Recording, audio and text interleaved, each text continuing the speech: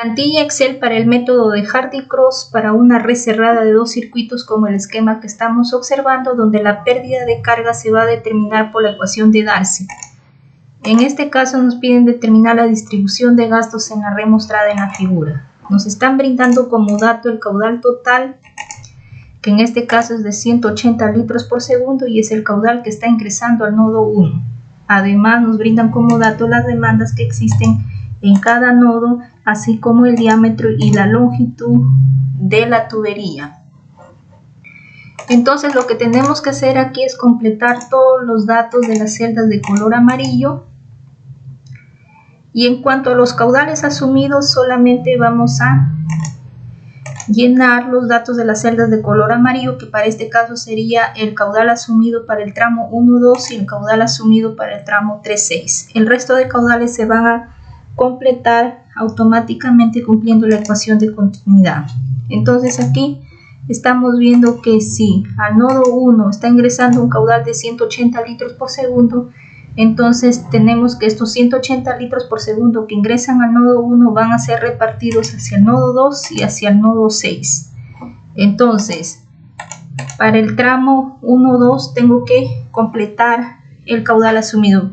En este caso estoy considerando 100 litros por segundo. Entonces, si 100 litros por segundo va a circular en el tramo 1-2, tenemos que al tramo 1-6 va a circular 80 litros por segundo. De tal manera que si sumo 100 más 80, ahí tenemos 280 litros por segundo que está ingresando hacia el nodo 1. Ahora, si yo digo no va a circular 100 litros por segundo, sino 120 litros por segundo.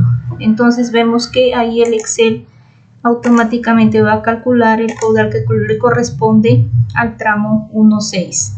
Si yo digo que en el tramo 1-2 va a circular un caudal de 120 litros por segundo, entonces tenemos que para el tramo 1-6 el caudal que va a circular es de 60 litros por segundo. De tal manera que si sumo 60 más 120, ahí tenemos el caudal que está ingresando hacia el nodo 1. Lo mismo sucede aquí en el tramo 3-6. En este caso estoy diciendo que en el tramo 3-6 va a circular un caudal de 15 litros por segundo. Entonces, si circula un caudal de 15 litros por segundo, tenemos que hacia el nodo 6 está ingresando un caudal de 60 litros por segundo que viene del nodo 1 y de 15 litros por segundo que viene del nodo 3. Tenemos que el caudal total que ingresa hacia el nodo 6 es de 75 litros por segundo. Pero existe una demanda de 30 litros por segundo. Finalmente me queda un caudal de 45 litros por segundo que va a ir hacia el nodo 5. Entonces, igualmente, si yo no digo que va a ser 15, sino que va a ser 10 litros por segundo, entonces tenemos que hacia el nodo 5 va a ir un caudal de 40 litros por segundo, ¿no? Entonces, no se olviden que solamente van a completar los datos de las celdas de color amarillo. Entonces tenemos también que completar la viscosidad cinemática del agua, que en este caso es de 1.06 por 10 a la menos 6 metros cuadrados por segundo, y la rugosidad absoluta en metros, que esto depende del material de la tubería. El N va a ser 2 debido a que la pérdida de carga se va a determinar por la ecuación de Darcy.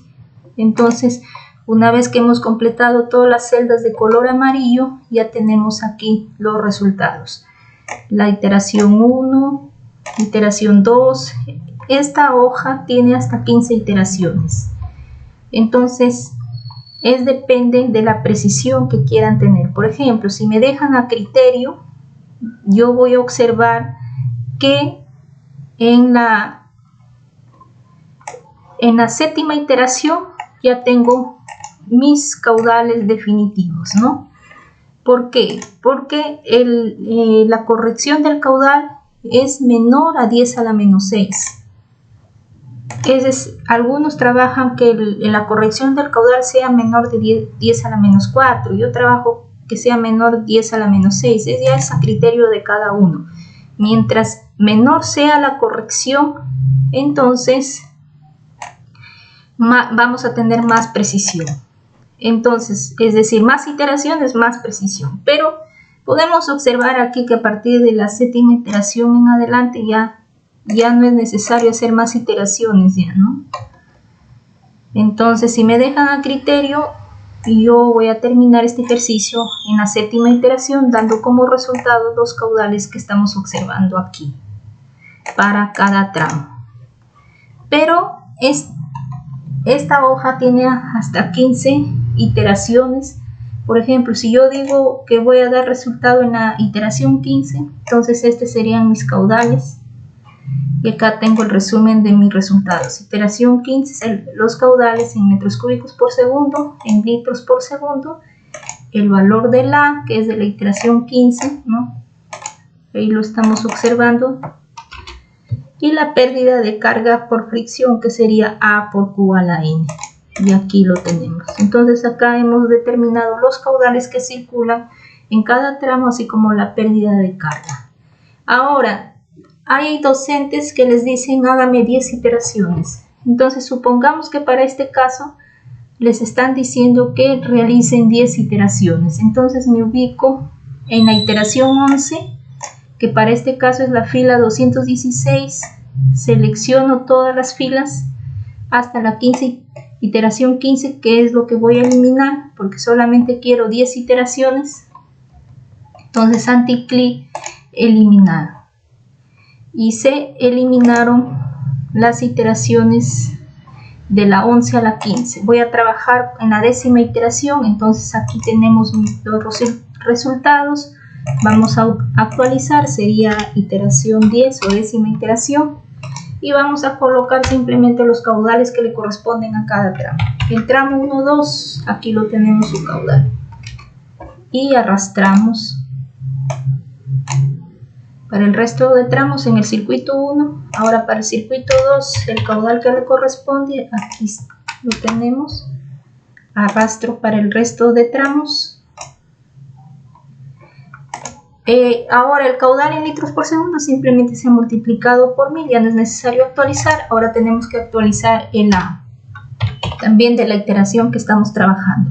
En este caso es la décima iteración, entonces A es igual a la celda H203, Enter, que pertenece al tramo 1, 2, y luego lo que vamos a hacer es arrastrar para el resto de celdas, el resto de tramos, ahí lo tenemos. Y ahora en el circuito 2 para el tramo 3, 6, el A lo tenemos aquí, Enter, y arrastramos para el resto de tramos. Y ahí lo tenemos el valor de la y ya la pérdida de carga por fricción se actualiza, ¿no? Ahora hay que darle el formato que le corresponde.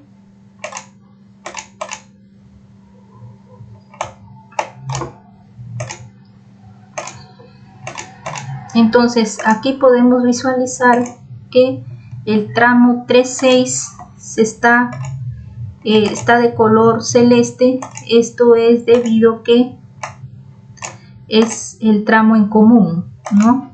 Entonces por eso se encuentra de color celeste. Podemos visualizar aquí en el esquema que el tramo en común del circuito 1 y 2 justamente es el tramo 3.6.